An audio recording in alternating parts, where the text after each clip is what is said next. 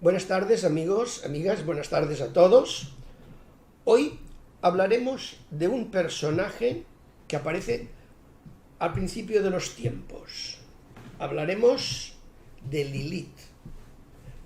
Hablaremos de Lilith con Erika Bornay, que comentaremos en este diálogo sobre el personaje de la Biblia, Lilith, la primera mujer emancipada. Antes que nada, decir que este diálogo está patrocinado por CEDRO, el Centro Español de Derechos Reprográficos, y está organizado por la Asociación Colegial de Escritores de Cataluña, la ACEC, que como sabéis todos es la asociación donde tienen cabida las autoras y los autores de Cataluña que escriben en catalán, en castellano o en cualquier otra lengua. Todas son acogidas en la ACEC. La asociación, la ACEC, vela por los intereses de los escritores en cuanto a sus derechos patrimoniales, en cuanto a sus derechos intelectuales y jurídicos. Así pues que todos los que escribís y publicáis seréis acogidos en la ACEC como miembros de la ACEC. Bueno, antes de entrar en el mito de Lilith, tengo el gusto de exponer en breve una bibliografía de Erika Bornay.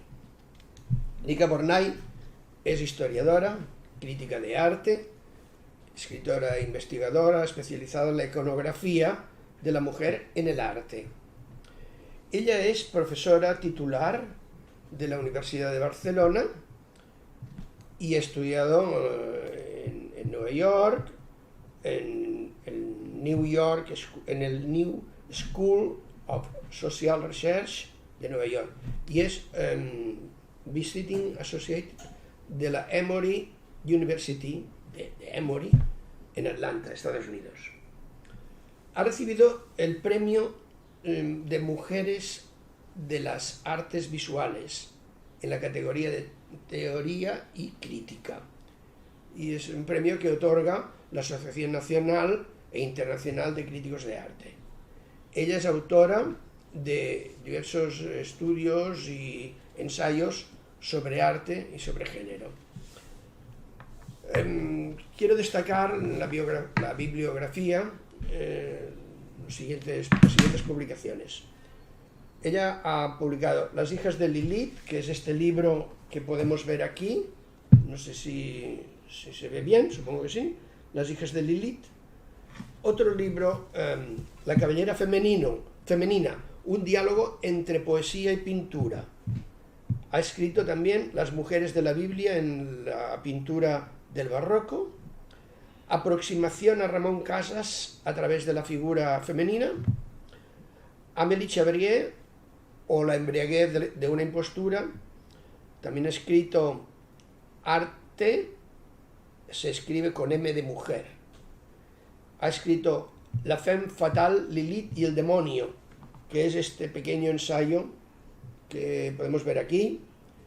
Y ha escrito La mujer de Ramón Casas, unas memorias apócrifas.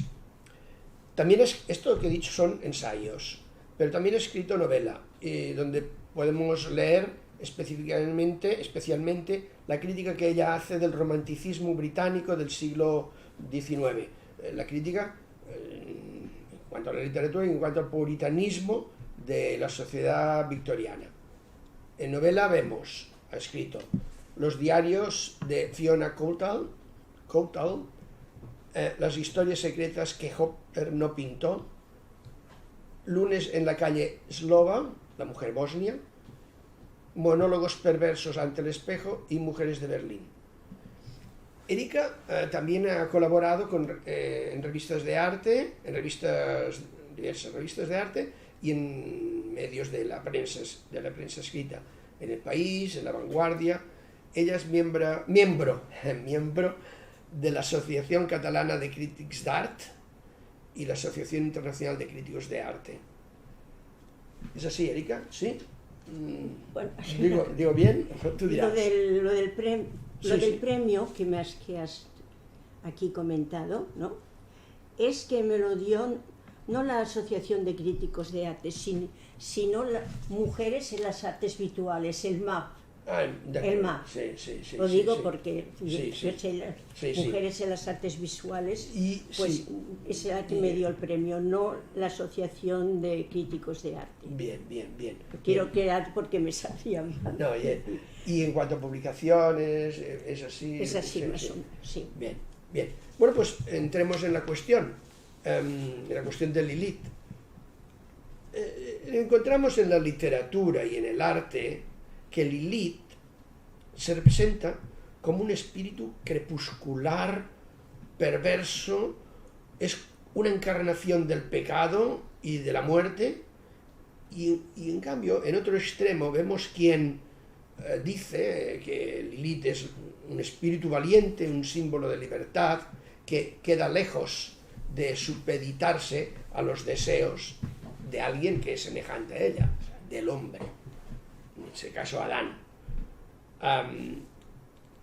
Tú lo expresas muy bien en tus libros, y muy bien, yo lo he encontrado muy bien precisamente en este libro, La femme fatale Lilith y el demonio. Hoy con nuestra mirada actual, añadimos, en la figura de Lilith, que se trata de la expresión de una mujer valiente, emancipada. De ahí el título quizá de este diálogo que decimos, Lilith, la primera mujer emancipada. ¿Es así?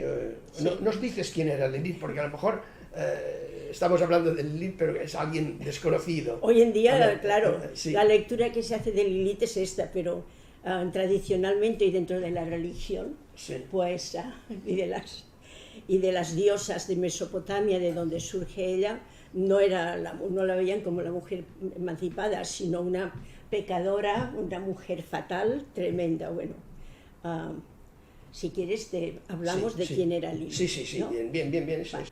Lilith era una diosa que en su diáspora quizás tuvieron conocimiento de ella los judíos. Los judíos en su diáspora también llegaron a Mesopotamia, y una característica de la cultura judía es que en su éxodo, pasando por tantos países, iban adquiriendo y asimilando costumbres de otros países, ¿no?, que les eran ajenos.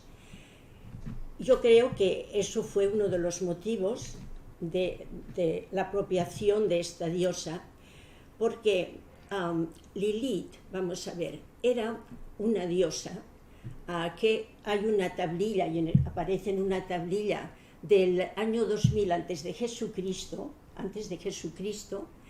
y aparece con unas características visuales de una mujer potente y agresiva, también rodeada de unos animales que también simbolizan un poco el mundo del mal, ¿no? Esta mujer era una diosa que abusaba de los hombres y además mataba a los recién nacidos. Y entonces las mujeres que iban a parir, o las que acababan de tener un hijo, pues tenían en sus habitaciones todo de símbolos atacando a esta diosa para que no viniera y se llevara al bebé o lo matara, ¿no? O sea que todas las connotaciones son fatales. Sí, fatales. Bien, esta diosa durante siglos pasó desapercibida, pero en el siglo XII una rama muy radical de los hebreos, de los judíos, pues en un midrash, que es una interpretación que hacen de la Biblia, pues incluyeron la figura de Lilith. Es decir, en el siglo XII aparece la figura de Lilith. Esto sucedió porque los judíos creyeron que para tener que las judías, que las mujeres casaderas judías, pues habían de tener dos imágenes. Una, que es la que rechazaban, que era la de Lilith, y otra que era la de Eva, y entonces crearon la Eva, ¿no? Crearon a Eva, que es, digámosle que tenían una actitud, una conducta de esposa fiel a Adán, ¿no? Cosa que no había sido eso. O sea, que Adán primero tuvo a Lilith como esposa y luego este midrash, esa interpretación, esta exégesis que hicieron los judíos de este personaje, pues consideraron que las jóvenes judías no podían tenerla como la madre de la humanidad, porque Adán y Eva son los padres, los fundadores de la humanidad. Y entonces crearon a Eva. Eso está en la Biblia judaica, que además puede encontrarse pues, en cualquier biblioteca o en muchas bibliotecas. Entonces, esta figura quedó en el libro en la Biblia, en el libro de Isaías, en el capítulo 34, se hace una referencia, pero muy de pasada, a Lilith, pero con otro nombre, porque claro, eso de las leyendas y de de la antigüedad, pues cambian y cada uno hace su interpretación, pero dicen que a veces Lilith también tenía el nombre de Lamia, que era una prostituta. Y en el libro de Isaías, en la Biblia, pues en el capítulo 34, pues encontramos a Lamia, pero como no se dice casi nada, solamente aparece una Lamia, pero hace referencia así muy por encima que de Lilith, ¿no? Bien, Lilith, ¿qué pasó con esta Lilith? Ha sido tan condenada. Resulta que Dios, Javé, la hizo también del polvo como Adán, del polvo de la tierra. Y entonces las relaciones sexuales que tenían, pues eran que él se quería imponer, él encima y ella sometida debajo. Y entonces ella se rebeló, pero además lo explica así, es curioso, pero lo explica así, por lo menos en la Biblia judaica. Sí. Dijo que no, que ella por si había sido creada como igual que Adán, porque tenía polvo, que someterse. Claro, sí, porque tenía que tener someterse, exacto. Y entonces, pues, se rebeló y lo apartó. Y entonces huyó con el gran demonio, de los aires, y entonces Adán pidió ayuda, según la leyenda, a Dios, a Yahvé, para que la hiciera regresar. Pero ella no regresó, tuvo además sus relaciones amorosas con varios diablos y engendró toda una serie de pequeños diablillos. 100 diablos, dicen. ¿No? Sí. Que dicen o sea, esta es Lilith. Claro, entonces esta relectura que se hace ahora, que tú has comentado, pues podemos verlas como una mujer emancipada. Claro, quiero decir, no quiero someterme a mi marido. Claro. Pero claro, en sus orígenes y durante siglos esta ha sido una mujer maldita, quiero decir, que una amante, en fin, una adúltera, y además robaba a los bebés o los mataba. Sí, un personaje cruel absolutamente, y considerado así, pero claro, hay la otra visión que decíamos de que es una mujer valiente que supo imponerse. Claro, pero es la visión de la mirada actual. La mirada actual, claro, parece que estemos reivindicando a alguien que por esa valentía la reivindicamos, pero claro, una valentía de alguien que mataba a niños. Es algo terrible. Sí, ya te digo, las parturientas tenían pues todo de amuletos y de cosas para que no llegase ella. Que no llegase esa mujer tan valiente y matar a los niños. Por eso que la leyenda sale de aquí. Lo que es curioso es que pues estos, digámosle, exaltados hebreos judíos del siglo XII, pues no sé de dónde lo descubrieron. Supongo que eran todas estas, digámosle, leyendas y historias que le habían llevado, que habían recogido en su éxodo, ¿no? Los judíos. Y entonces quizás pues tenían referencias de esta y consideraron que esta no podía ser la madre de todos los humanos e inventaron a Eva.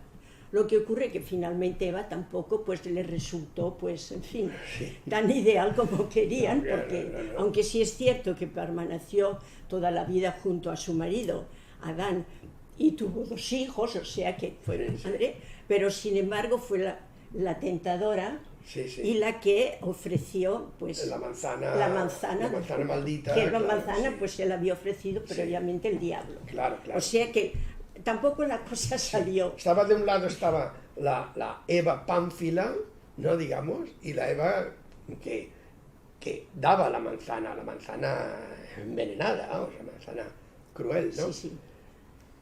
Refiriéndonos, ahora hablamos de arte, ¿no? Refiriéndonos a Lilith en el arte, como tú has dicho, ya en el siglo XII, cuando aparece Lilith, pues es adoptada esta imagen como parte del imaginario hebreo, asumiendo el carácter negativo de la mujer y liberando a Eva de la responsabilidad única del pecado original. Parece que como vamos a quitarle un poquito de rabia a la figura de Eva y la repartimos un poquito, es como repartir la responsabilidad. La visión negativa de lo femenino fue propagada durante la Edad Media, debido en gran parte al descubrimiento de los textos aristotélicos que iban cargados de un fuerte contenido misógino. Y ya sabemos que en la Edad Media se produjo una cierta admiración a la figura de Aristóteles en cuanto a la de reparto y entendimiento del mundo. La idea del pecado original, entonces, es esto, y la figura de Lilith, es recuperada en el romanticismo. Durante el siglo XIX se recupera. Se reencarna a Lilith en la figura de la femme fatale, de la mujer fatal, y del gusto que tenían los románticos por lo demoníaco, por lo prohibido, y en esas representaciones se encuentra la semilla de Lilith, ahí. A finales del siglo XIX se da una redefinición del personaje por parte de los pintores prerrafaelistas y simbolistas, y siendo Lilith la exponente más clara de la mujer fatal, y que derivó luego en figuras monstruosas como la mujer vampiro. Es que ya la palabra vampiresa... Vampiresa, sí.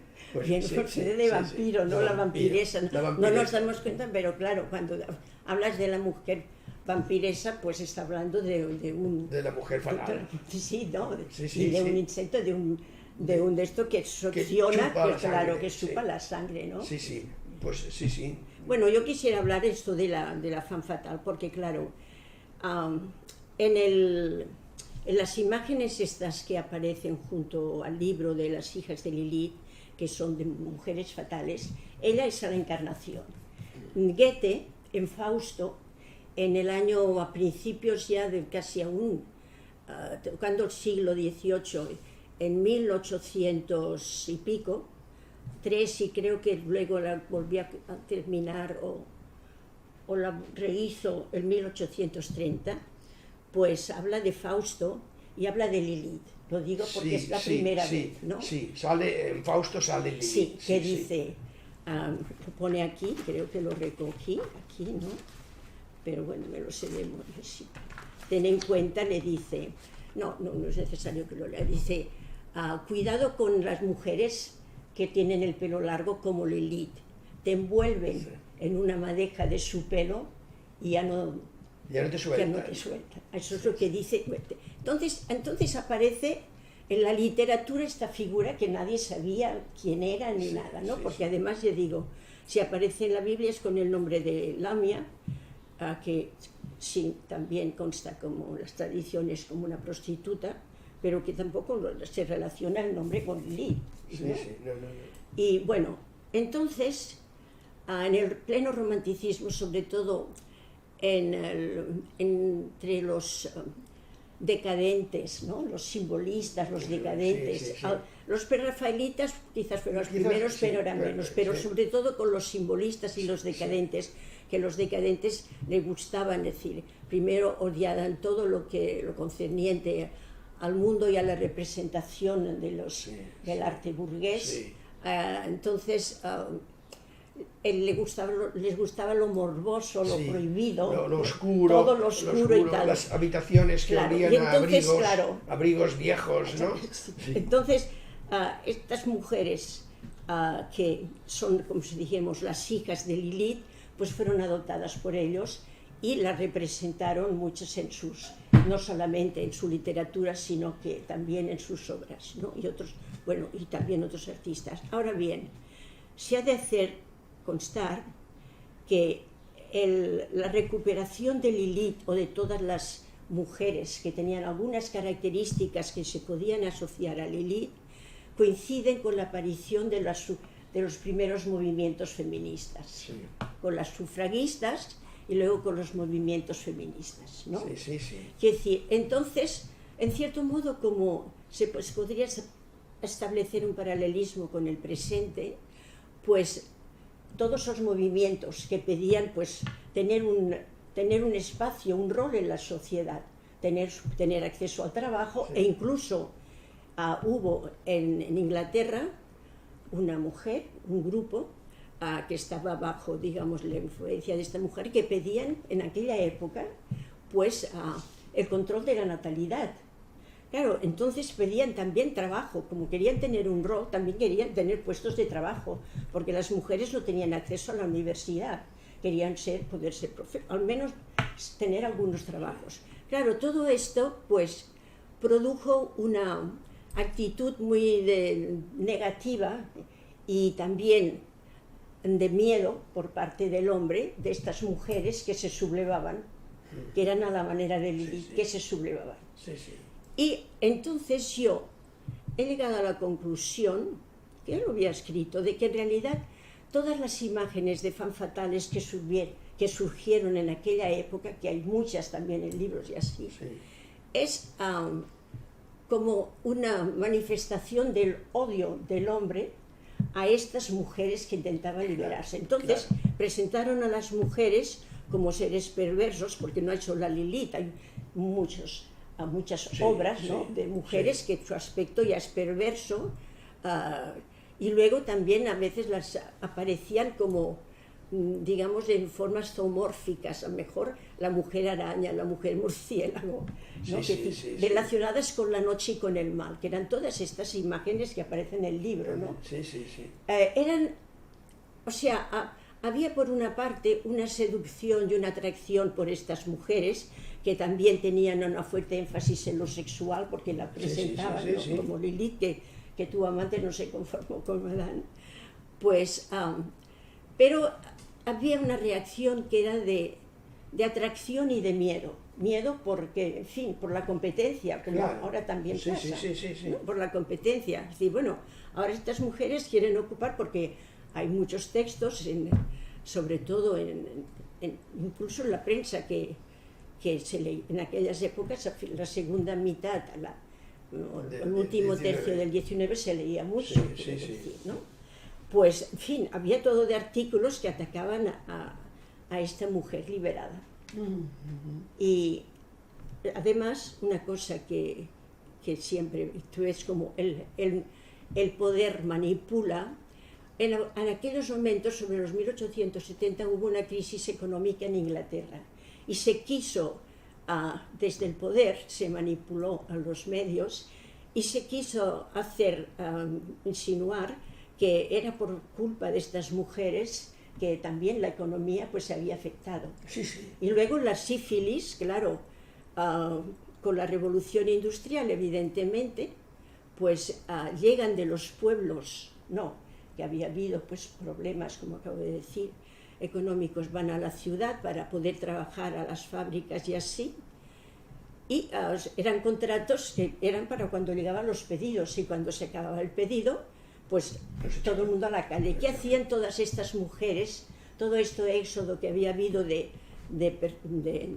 hombres y mujeres de las aldeas, de los pueblos a la capital para trabajar. Cuando terminaba el contrato, ¿no?, que a lo mejor duraba 3 meses, se encontraban que no tenían nada. Y evidentemente también hay imágenes de la sífilis, porque, claro, se dedicaron a la prostitución. Hemos de recordar que Manet murió de la sífilis, Baudelaire murió de la sífilis, Maupassant murió de la sífilis, y entonces se culpabilizó a las mujeres. Claro, entonces los pintores, pues quizás siguiendo estas, digámosle, pautas, estas lecturas de todo esto, empezaron a representar a mujeres fatales, males en el arte, ¿no? Y además contagiadoras. Sí, o recuperar y todo y además para confirmar ante el público que, en fin, había muchas referencias de la maldad de la mujer, pues cogían, por ejemplo, se volvían a recrear imágenes de Judith decapitando a Holofernes, ¿no? Sansón y Dalila también, en fin. Salomé. Se volvieron a representarse, digamos, en una representación más actualizada, pero todo esto confirmaba que siempre en toda la historia habían habido mujeres que habían sido la perdición de los hombres. Sí, pero es curioso porque estos periodos, claro, se dan en un contexto económico, social, de necesidad, todo esto, pero yo veo, por ejemplo, que después de la Edad Media, la figura de Lilith, después de la Edad Media, la figura de Lilith desaparece en el Renacimiento. En el Renacimiento no hay Lilith, en el Barroco no hay Lilith, en el Neoclasicismo tampoco, y esto surge después, surge en el Romanticismo. Tardío, el romanticismo. Cuando aparecen las feministas reivindicando. Pero es curioso porque en esos periodos de la historia donde primero la superstición y después lo irracional, donde hay estos periodos irracionales, ahí es donde está Lilith, pero no en cambio en aquellos periodos donde hay un mayor dominio de la razón. Y hablo, por ejemplo, del Renacimiento. Entonces, en estos periodos no sé. Bueno, yo tengo aquí una lista, quizás, de ya que hablamos de arte, de los autores, los pintores, que mejor han representado a Lilith. Bueno, que no es Lilith, son la mujer fatal. La mujer fatal, ¿no? Porque... Sí. Las encontramos en Franz von Stuck. Un buen... Sí. Siempre aparecían mujeres con serpientes, es decir, que la mujer fatal es la aliada del diablo, es decir, tiene su misma maldad, ¿no? Von Stuck lo representa muy bien. Sí, siempre hay mujeres con la serpiente como él. Lovis Corinth también. John Collier, que es el pintor de esta imagen, ¿no? John Collier. Kenyon Cox, también. Felicien Rops, el pornócrates. El gran amigo de Baudelaire. El gran amigo de Baudelaire. Sí, es la pintura terrible de Rops. Jean Delville, que pintó el ídolo que pintó el ídolo de la perversidad. Gabriel Ferrier, Salambó.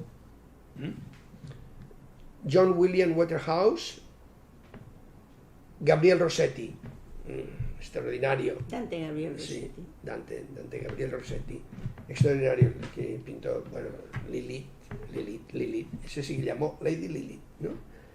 Edward Munch, este es el del grito. Yo no sabía que hubiese pintado, lo supe después. Son estos, ¿verdad? Principalmente. Sí, muchos pintaron también a Salomé como también, digámosle, una hija de Lilith, ¿no? Quiere decir, hubo muchas representaciones, es que Munch hizo algunas representaciones de Salomé, porque Salomé, recordamos que también pidió la cabeza del Bautista, que ya hay muchas obras en las que aparece un sirviente que presenta la bandeja a Salomé, la cabeza de Juan Bautista, ¿no? A Herodes, sí. ¿No? Sí. Entonces, también aparecen muchas que sé, sobre todo, pues Stock tiene muchas con esta serpiente. Quisiera recordar que son de una osadía, incluso hoy en día, porque son como de zoofilia. En esta obra vemos a una mujer que está teniendo, pues, digámosle, que está recibiendo un abrazo que recibe ella con con esta caricia, con la barbilla en la cabeza de la serpiente, ¿no? Y que ella enrolla su cuerpo pues abrazándola, ¿no? Sí, y ella corresponde con un abrazo de la cabellera, claro, ¿no? Y hay más obras de estas. Y claro, pues la gente pues veía que sí, que la mujer había de ser humana. Y hasta Valle Inclán, en una obra que hizo, A la cara de Dios se llamaba, creo recordar, habla de la femme fatale. Dice que cuidado con esta mujer, que destruye no solamente espiritualmente, sino físicamente a los hombres. Es decir, ese tema de la femme fatale en los últimos 25 años del siglo XIX se impuso, o sea que era una visión negativa de la mujer. Que luego solo habían dos visiones que se contraponían, o la mujer, el ángel del hogar, o la mujer perversa, ¿no? Y parecía que no pudiera existir término medio, ¿verdad? Hasta Bernard Shaw habló de ella, y en el diccionario inglés de Oxford de aquella época apareció el término femme fatale, que ahora ha desaparecido. Pues una expresión francesa de un tipo negativo, no sé qué dice, de mujer, ¿no? Pecadora. En la pintura romántica se la representa siempre de esta manera, como un personaje demoníaco, aliado del diablo, enrollada al cuerpo, el cuerpo semidesnudo de la mujer. Es una imagen, es un icono inmoral, ¿no? La representa como un icono así.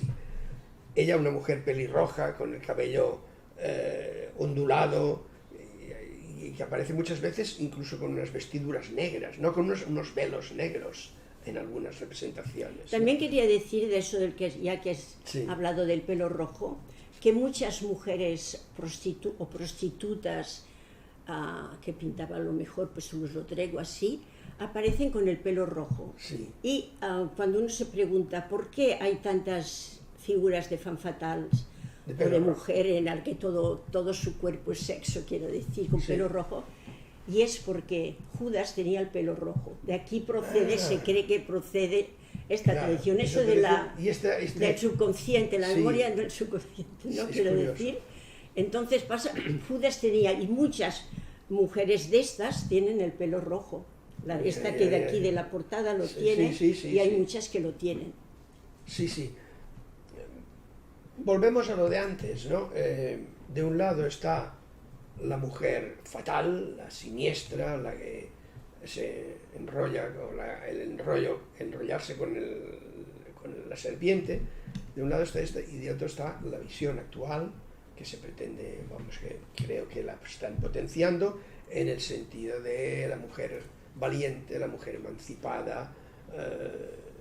El mito de Lilith vuelve a la actualidad en este sentido, solamente en Sí, puede ser, pero de todas maneras estas imágenes tan negativas de la mujer, a mi entender, solo eran una venganza de los pintores, porque todos eran hombres los que has citado, porque todos lo eran, lo hacían, porque claro, la mujer quería este espacio en la sociedad, quería tener su rol, quería tener su papel, y no se lo permitían, y entonces van a reflejar de ella un aspecto negativo y perverso, quiero decir, conducen al mal, y bueno, es mejor apartarse de ellas porque no, el mal va bajo todos los puntos de vista. Por ejemplo, Rops, a quien has citado también, pues se trata mucho el tema también de la sífilis, porque además también trae la enfermedad, destruyen hogares, las mujeres son fatales. Son fatales, pues la femme fatale.